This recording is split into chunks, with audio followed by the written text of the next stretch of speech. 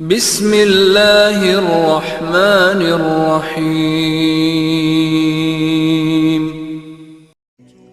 پیارے دوستو، ایک شخص نے کسی سے شہد مانگا، بھائی مجھے تھوڑا شہد دے دے، مجھے شدید ضرورت ہے، میری چھوٹی سی بیٹی بیمار ہے، اس کا علاج شہد سے ممکن ہے، افسوس میرے پاس اس وقت شہد نہیں ہے۔ ویسے شہد آپ کو مل سکتا ہے لیکن آپ کو کچھ دور جانا پڑے گا۔ ملک شام سے ایک بڑے تاجر کا تجارتی قافلہ آ رہا ہے، وہ تاجر بہت اچھا انسان ہے، مجھے امید ہے وہ آپ کی ضرورت کے لیے شہد ضرور دیں گے۔ ضرورت مند نے ان کا شکریہ ادا کیا اور شہر سے باہر نکل آیا تاکہ قافلہ وہاں پہنچے تو تاجر سے شہد کے لیے درخواست کر سکے۔ آخر قافلہ آتا نظر آیا، وہ فوراً اٹھا اور اس کے نزدیک پہنچ گیا۔ اس قافلے کے امیر کے بارے میں پوچھا، لوگوں نے ایک خوبصورت اور بارونق چہرے والے شخص کی طرف اشارہ کیا۔ ان کی خدمت میں حاضر ہوا اور عرض کیا کہ میری چھوٹی سی بیٹی بیمار ہے، اس کے علاج کے لیے تھوڑا سا شہد ضرورت ہے۔ انہوں نے فوراً اپنے غلام سے فرمایا، جس اونٹ پر شہد کے 2 مٹکے لدے ہیں ان میں سے 1 مٹکا اس بھائی کو دے دیں۔ غلام نے یہ سن کر کہا، آقا اگر 1 مٹکا دے دیا تو اونٹ پر وزن برابر نہیں رہ جائے گا۔ یہ سن کر انہوں نے فرمایا، تب پھر دونوں مٹکے انہیں دے دیں۔ یہ سن کر غلام گھبرا گیا اور بولا، آقا یہ اتنا وزن کیسے اٹھائے گا؟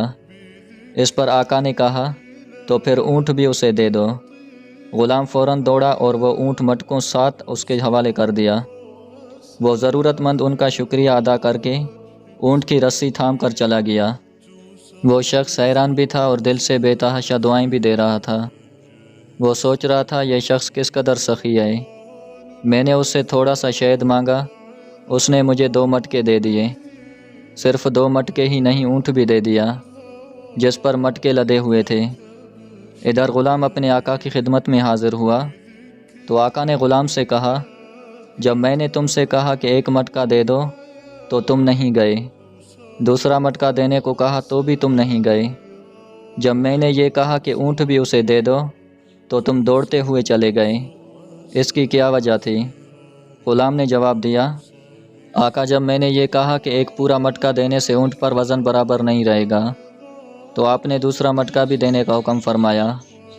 جب میں نے یہ کہا کہ وہ دونوں مٹکے کیسے اٹھائے گا تو آپ نے فرمایا اونٹ بھی اسے دے دو۔ اب میں ڈرا کہ اگر اب میں نے کوئی اعتراض کیا تو آپ مجھے بھی اس کے ساتھ جانے کا حکم فرما دیں گے، اس لیے میں نے دوڑ لگا دی۔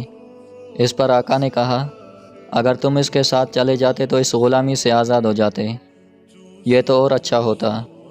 جواب میں غلام نے کہا، آقا میں آزادی نہیں چاہتا، اس لیے کہ آپ کو تو مجھ جیسے سینکڑوں غلام مل جائیں گے لیکن مجھے آپ جیسا آقا نہیں ملے گا، میں آپ کی غلامی میں رہنے کو آزادی سے زیادہ پسند کرتا ہوں۔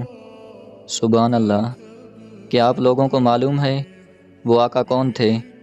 وہ آقا سیدنا حضرت عثمان غنی رضی اللہ تعالیٰ عنہ تھے۔